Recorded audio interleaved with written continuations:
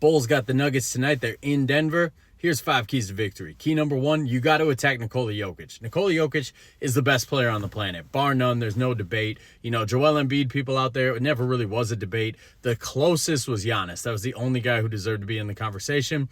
And I got to say, man, Jokic, he's lapped him. He's passed him. Jokic is the best player on the planet.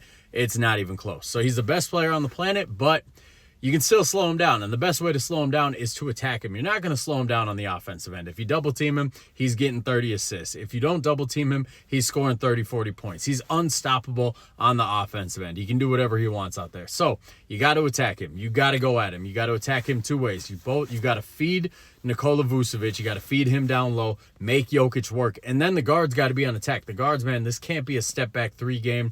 The Nuggets don't shoot a lot of threes. For being a team, you know, with Jokic, they're thought of as a modern basketball team. They're in the bottom 10 in three-point attempts. This doesn't need to be a game where you're firing up the threes. You need to do the opposite. You need to attack the rim. You need to challenge him at the rim, make him work, try to get him in foul trouble. That's the only chance you have of slowing him down.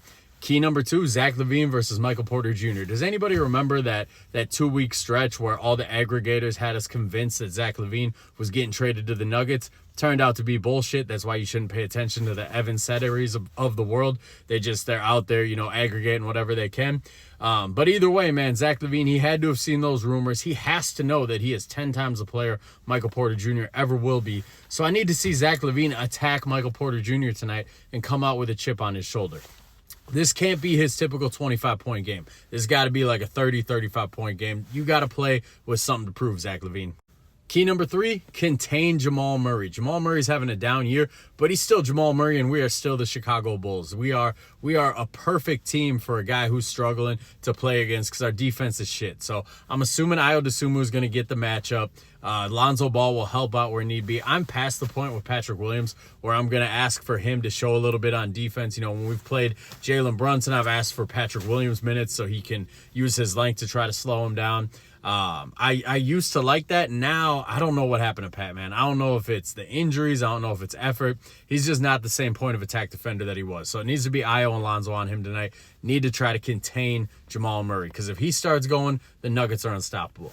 Key number 4, it's Patrick Williams, man. You got to have a quick leash with him. Like I said, I don't know if that foot injury last year, you know, we discount how much a foot injury can affect guys. We've seen guys where it totally changes the trajectory of their career. Patrick Williams does not look athletic this year. Not at all. He looks slow. His first step looks slow. His lateral quickness ain't the same. I don't know if it's an energy thing. I don't know if it's an injury thing. I don't know if he's just not the same from that injury last year from the surgery, but you got to have a quick leash with him. He got 28 minutes the other night. He was terrible. He was 1 for 9 from the field, 0 for 4 from 3, -12. You know, he's getting beat off the dribble. He's getting beat backdoor. That's the thing with his defense this year that's super concerning is he's not engaged at all off ball. If his guy doesn't have the ball, he's not paying attention. He's getting beat backdoor all the time. So needs to be a game where he has a quick leash. We need to see a lot of Julian Phillips and a lot of Modest Buzelis. And that leads into my final key, key number 5.